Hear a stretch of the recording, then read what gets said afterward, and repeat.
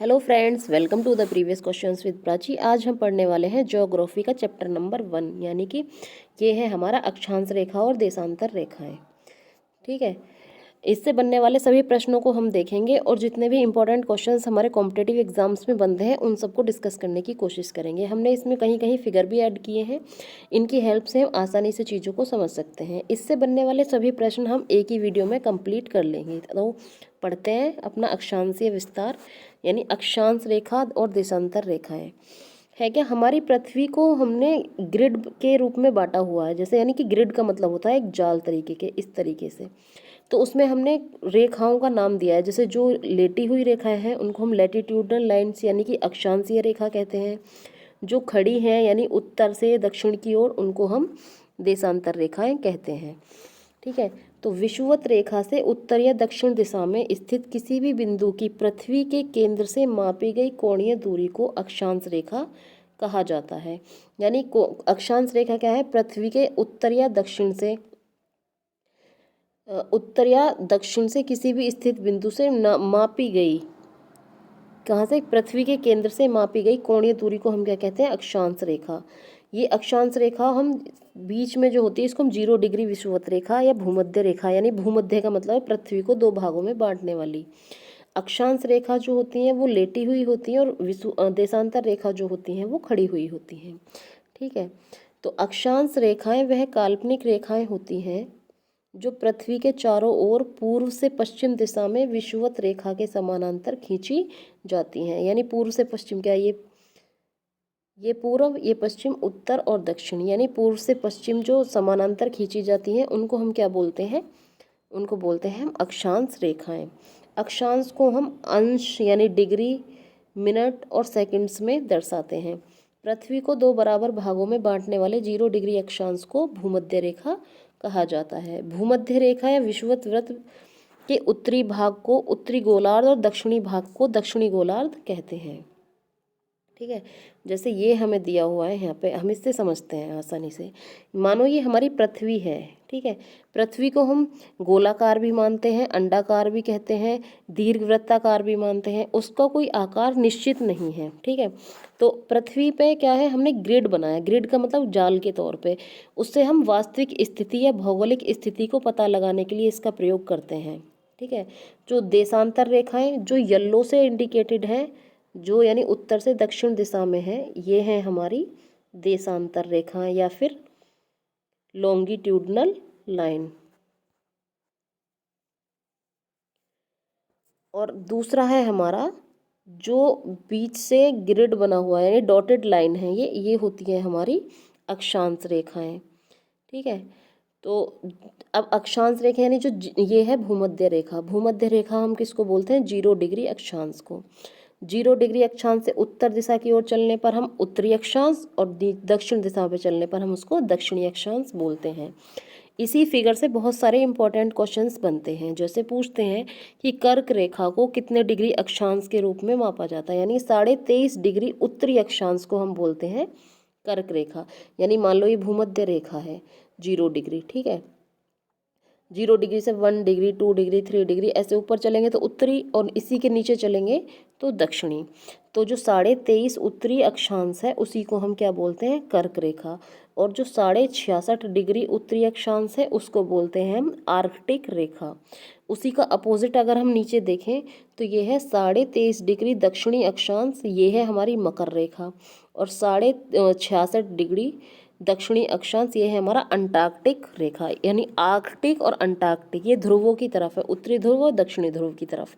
ठीक है, जो 66.5 उत्तरी ध्रुव की तरफ है वो है आर्कटिक, और जो 66.5 दक्षिणी ध्रुव की तरफ है वो है अंटार्कटिक रेखा।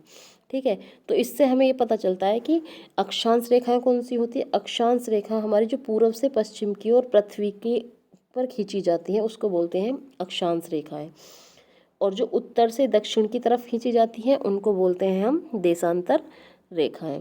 देशांतर रेखाओं की संख्या होती है 360, और जो अक्षांश रेखा है उनकी संख्या होती है, इनको हम 2 तरीके से देखते हैं। अगर हम मान लो उत्तरी बिंदु और दक्षिणी बिंदु इन दोनों को माने तो हमारी अक्षांश रेखाओं की संख्या, अगर विषुवत रेखा तो कॉमन है, मान लो मैं ये विषुवत रेखा है तो इसकी तरह दक्षिण 90, और इसके उत्तर में 90, यानी कितनी हो गई एक तरीके से 180। लेकिन जो इसमें कॉमन है वो है हमारी विषुवत रेखा। तो हम क्या करते हैं, जो हमारे ध्रुव हैं ये तो पॉइंट बन जाते हैं ना, उत्तरी ध्रुव और दक्षिण ध्रुव। मान लो हम ये ऐसे लाइन खींचते चले जाएं तो एक पॉइंट पे आके क्या होगी, पॉइंट बन जाएंगे। अगर हम इन पॉइंट को भी रेखा मान लेते हैं, ठीक है, तो हमारी अक्षांश रेखाओं की संख्या होती है 181। लेकिन अगर हम इनको रेखा नहीं मानते यानी केवल बिंदु मान लें तो अक्षांश रेखाओं की संख्या होती है 179। ये सवाल दो तरीके से पूछा जाता है अक्षांश रेखाओं की संख्या से संबंधित। अगर हम ध्रुवों को भी रेखा मान लेते हैं तो भाई 2 लाइन बढ़ जाएंगी, और अगर हम ध्रुवों को बिंदु मान लें तो 2 लाइन घट जाएंगी, यानी 179। तो अक्षांश रेखाओं की संख्या ध्रुवों को मिलाते हुए 181 और ध्रुवों को हटा दें यानी उनको बिंदु मान लें तो 179, यानी कि 0 डिग्री से ऊपर 89, 0 डिग्री से नीचे 89 और +1 यानी कि 179। ठीक है।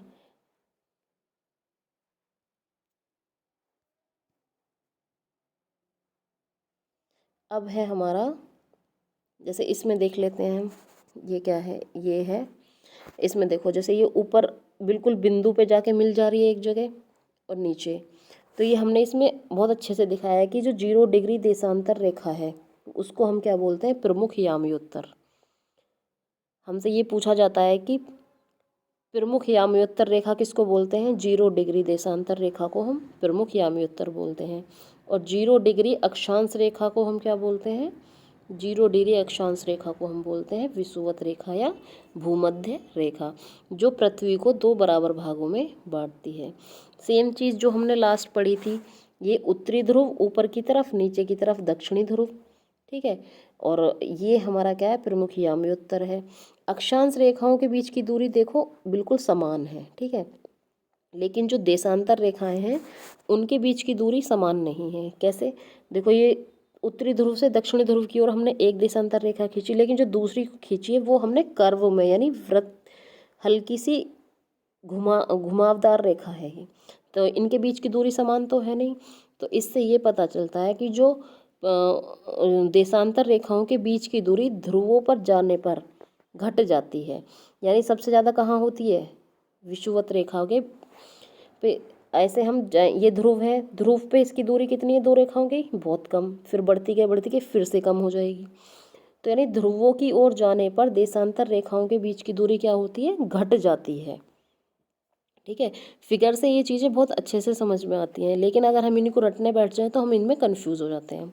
देशांतर रेखाओं की संख्या कितनी होती है, 360, और जो 180 है उसी को हम क्या बोलते हैं, प्रधान याम्योत्तर रेखा भी बोलते हैं। ठीक है, नेक्स्ट है हमारा,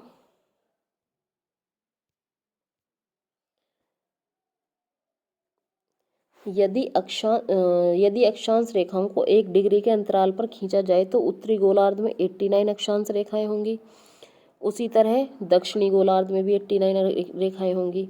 तो मैंने आपको बताया था, अगर विषुवत वृत्त को भी ले लें यानी विषुवत वृत्त बोले 0 डिग्री को भी लें तो उससे ऊपर 89 उत्तरी और विषुवत रेखा से नीचे 89 और +1 किसकी, विषुवत रेखा की, क्योंकि ये तो उभयनिष्ठ रेखा है यानी कॉमन रेखा है।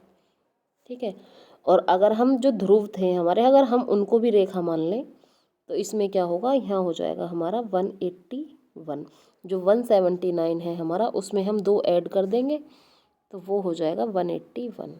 2 समांतर अक्षांश रेखाओं के बीच की दूरी पूछी जाती है, कितनी होती है, 111 किलोमीटर। जो इम्पोर्टेंट क्वेश्चंस हैं वो हाईलाइट कर दिए हैं। अब है हमारी देशांतर रेखाएं। देशांतर रेखाएं कौन सी थी, ये वाली जो खड़ी वाली रेखाएं हैं। ठीक है, अब इनके बारे में क्या है, ऑलमोस्ट हमने पढ़ ही लिया है फिगर से, लेकिन एक बार फिर भी पढ़ लेते हैं। भूपृष्ठ पर उत्तरी ध्रुव और दक्षिणी ध्रुव को मिलाने वाली काल्पनिक रेखा जो पृथ्वी को 2 बराबर भागों में बांटती है, यानी ये नॉर्थ पोल, ये साउथ पोल, इसको मिलाने वाली रेखा ही तो है ये, ऐसे ऐसे बनती है जो, और जो बीच से है ये है हमारी 0 डिग्री विषुवत रेखा। इनके बीच की दूरी समान होती है जबकि देशांतर रेखाओं के बीच की दूरी बदल जाती है। ठीक है, तो जो भागों में बांटती है, कौन सी बांटती है, 0 डिग्री बांटती है। इसी को हम प्रधान याम्योत्तर रेखा यानी ग्रीनविच मीन टाइम भी कहते हैं। जो ग्रीनविच मीन टाइम है ये बहुत पूछा जाता है कि ग्रीनविच मीन टाइम कहाँ से होकर गुजरती है। तो ग्रीनविच मीन टाइम लंदन के ग्रीनविच शहर से होकर गुजरती है। प्रधान याम्योत्तर रेखा को 0 डिग्री देशांतर भी कहा जाता है। अब है हमारा देशांतर रेखाएं समांतर नहीं होती। हाँ, हमने पढ़ी थी उत्तरी ध्रुव और दक्षिणी ध्रुव को मिलाने वाली रेखाएं समांतर नहीं होती, उनके बीच की डिस्टेंस अलग अलग होती है। सबसे ज़्यादा जो डिस्टेंस पाई जाती है वो 0 डिग्री अक्षांश पे पाई जाती है, जो कितनी होती है 111.33 किलोमीटर। दो अक्षांश रेखाओं के बीच की दूरी कितनी थी 111 किलोमीटर। और दो देशांतर रेखाओं के बीच की दूरी जो होती है मैक्सिमम वो होती है 111.33 किलोमीटर। अब भारत की स्थिति के बारे में हम पढ़ने वाले हैं कि ये जो हमने पृथ्वी पढ़ी, पृथ्वी पर हमने पढ़ी अक्षांश रेखाएं, देशांतर रेखाएं, इसके बीच में भारत कहाँ लाई करता है, भारत की स्थिति क्या है। ठीक है, तो अब हम पढ़ेंगे भारत की स्थिति के बारे में। सबसे पहले हम फिगर से ही पढ़ लेते हैं। देखो, जैसे ये पृथ्वी है हमारी, इस पृथ्वी में हम आसानी से देख पा रहे हैं कि ये जो भारत है हमारा, ये इसमें यहाँ पे है पृथ्वी में। हमने जो पीछे अक्षांश रेखाएं और देशांतर रेखाओं में पृथ्वी को बांटा था, तो अब हमें ये पढ़ना है कि हमारे जो भारत की स्थिति है वो कितने अक्षांश पर है, कितने देशांतर पर है। तो इस फिगर से हमारी ऑलमोस्ट चीज़ें कंप्लीट हो जाएंगी। जो सबसे पहले तो हम क्या पढ़ते हैं, भारत का उत्तर से दक्षिणी विस्तार। ठीक है, मान लो ये पृथ्वी है, ठीक है, इसको हमने बांट दिया किसमें, उत्तर दक्षिण पूर्व पश्चिम में। तो जो हमारे भारत की स्थिति है वो कौन से गोलार्ध में है, वो है हमारा उत्तर पूर्वी गोलार्ध, यानी ये उत्तर है, इसको हम देखें ये नॉर्थ, ये साउथ, ये ईस्ट, ये वेस्ट। तो जो भारत की स्थिति कहाँ है, ये है हमारी उत्तर पूर्वी गोलार्ध में। अब कितने अक्षांश पे है, तो अक्षांश है इसका 68 डिग्री 7 मिनट से 97 डिग्री 25 मिनट। क्या है ये है हमारा पश्चिम से पूर्व, यानी कि हमारा जो 68 डिग्री 7 मिनट पश्चिम से 97 डिग्री 25 मिनट पूर्व तक। और उत्तर दक्षिण कितना है हमारा, ये है हमारा 8 डिग्री 4 मिनट से मुख्य भूमि से है,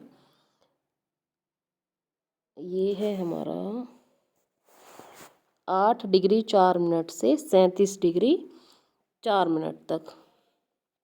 ठीक है, अब हम इसमें क्या पढ़ते हैं, ये हमारा देशांतरीय विस्तार है और ये हमारा अक्षांशीय विस्तार है। अब इससे हम कुछ और चीज़ें भी क्लियर कर लेते हैं। भारत का क्षेत्रफल क्या है, भारत का क्षेत्रफल है 32,87,263 वर्ग किलोमीटर। ठीक है, उत्तर से दक्षिण की लंबाई है हमारी 3214 किलोमीटर, पश्चिम से पूर्व के बीच की दूरी है 2933 किलोमीटर। यानी कि जो यहाँ हमारा उत्तरी पॉइंट है जैसे भारत का इंदिरा कोल, और दक्षिणी पॉइंट है हमारा इंदिरा पॉइंट। ठीक है, तो अब ये क्या है, भारत के पूर्व में जो नदियाँ गिरती हैं वो गिरती हैं बंगाल की खाड़ी में, और भारत के पश्चिम में पश्चिमी तट से इधर है अरब सागर और नीचे है हिंद महासागर, जो हम यहाँ से भी देख सकते हैं। इसमें क्लियर है यहाँ, ये है हमारा बंगाल की खाड़ी, ये है अरब सागर और ये है हिंद महासागर। यहाँ से 8 डिग्री 4 मिनट से 37 डिग्री तक उत्तर तक हमारी क्या है, देशांतर रेखा मुख्य भूमि से, और इधर से यानी कि 68 डिग्री 7 मिनट से 97 डिग्री 25 मिनट तक हमारी क्या है, अक्षांशीय विस्तार है। अब हम इसको आगे क्लियर करके पढ़ते हैं। भारत पूर्ण के उत्तरी गोलार्ध में स्थित है, पूर्ण नहीं है सॉरी, ये भारत पृथ्वी के उत्तरी गोलार्ध में स्थित है। ठीक है, संपूर्ण भारत का अक्षांशीय विस्तार 6 डिग्री 45 मिनट से 37 डिग्री 6 मिनट तक है। यानी कि जो हमारा जैसे मुख्य भूमि क्या है, लास्ट कन्याकुमारी तक है, कन्याकुमारी से नीचे कुछ द्वीप हैं भारत के। ठीक है, तो अंडमान निकोबार द्वीप है, तो वहाँ से भी अगर हम ऐड करें तो हमारी कितनी बैठती है, 6 डिग्री 45 मिनट।